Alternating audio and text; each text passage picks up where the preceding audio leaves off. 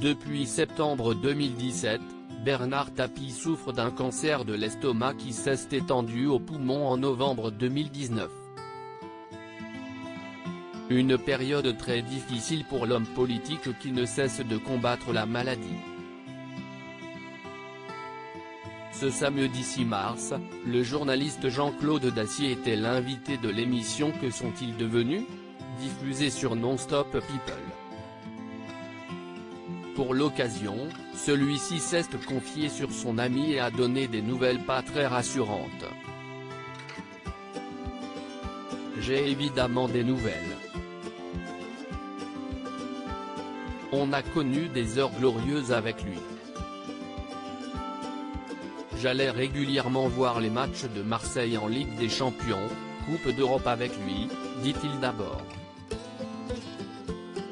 Il ajoute ensuite, je le trouve admirable parce que, bon il est comme tout le monde, il a quelques défauts, j'en ai connu quelques-uns à l'époque, mais honnêtement, ce qu'il encaisse là, gérer sa maladie comme il le fait, transmettre le message aux autres malades tel qu'il le dit et tel qu'il le porte, je dis bravo. Après avoir fait l'éloge de celui-ci, il confie, il vit une épreuve terrible, j'espère qu'il s'en sortira. Lui-même dit, moi j'envisage la mort, je n'ai plus peur de la mort. Il le fait avec une classe et une élégance extraordinaires et il mérite un coup de chapeau, conclut-il. Alors que Bernard Tapie se bat toujours contre la maladie, il peut compter sur le soutien de ses enfants et de son épouse. Le 28 février dernier, il était l'invité de l'émission Les Grands Entretiens sur LCP et en avait profité pour faire des confidences sur cette très belle femme qui n'est autre que Dominique, celle qui partage sa vie depuis 45 ans. Elle ne m'a jamais dissuadé de me lancer dans certaines causes, comme la politique, dit-il d'abord avant d'ajouter, si elle l'avait fait, je n'y serais pas allé. Elle a son domaine de compétences bien sûr, mais elle a aussi son analyse. Il n'a pas hésité à la qualifier ensuite de première et unique conseillère. Si est-il le 23 mai 1987 que Bernard Tapie et Dominique se sont dit oui. Très discrète, si est-il d'ailleurs la seule fois où elle a accepté d'accorder une interview télévisée.